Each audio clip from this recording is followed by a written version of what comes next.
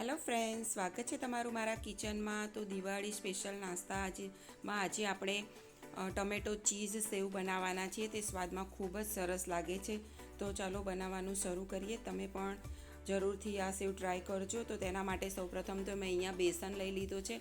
અહીંયા ઘરે પીસાવેલો ચણાનો લોટનો ઉપયોગ નથી કરવાનો. જે બજારમાં તૈયાર બેસન મળે છે તેનો જ ઉપયોગ કરવાનો છે. તો બેસનને પહેલાં ચાળી લઈશું. ચાળ્યા બાદ તેમાં ચાટ મસાલો, સ્વાદ મુજબ મીઠું, લાલ મરચું અને ધાણા જીરું પાવડર ઉમેરી દઈશું. ત્યારબાદ તેમાં 1 ક્યુબ મેં ચીઝ છીણી લીધું છે. તમને વધારે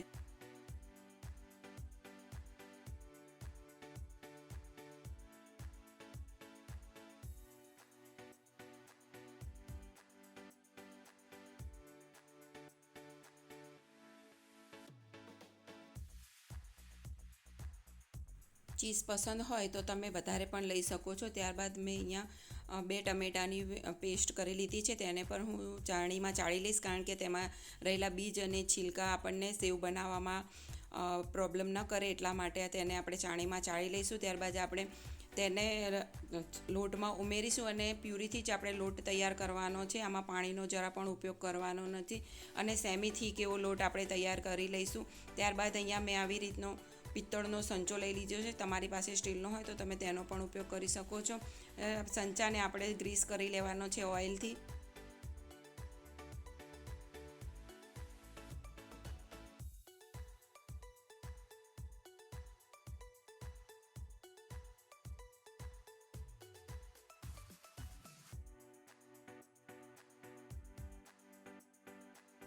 ત્યારબાદ તૈયાર કરેલા લોટને આપણે સંચામાં ભરી લઈશું. સંચામાં જેટલો સમાય એટલો લોટ આપણે ભરી દેવાનો છે.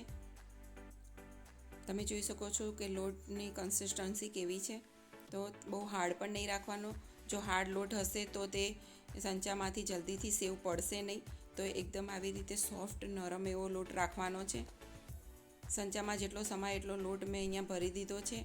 મેં પહેલેથી જ તેલને ગરમ કરવા મૂકી દીધેલું હતું, તો તેલ પણ બરાબર હવે ગરમ થઈ ગયું છે. મીડિયમ હીટ રાખવાની છે અને તેલ ગરમ થઈ જાય પછી તેમાં સેવ પાડી લઈશું. સેવ પાડતા થોડું ધ્યાનથી સેવ પાડવાની છે. ગરમ તેલ હોવાથી દાજી ન જવાય. આ સેવ તરત જ તૈયાર થઈ જાય છે, એટલે થોડી વાર પછી તેને તરત જ પલટાવી અને જોઈ લેવાનું છે અને તેને કાઢી લેવાની છે. તો આપણી સેવ સરસ તૈયાર થઈ ગઈ છે. તો આપણે તેને નીકાળી લઈશું. તો તમે જોઈ શકો છો એકદમ મસ્ત એવી સેવ બજાર કરતાં પણ સરસ બનીને તૈયાર થઈ છે. તો આવી રીતે આપણે બીજી પણ સેવ પાડી લઈશું.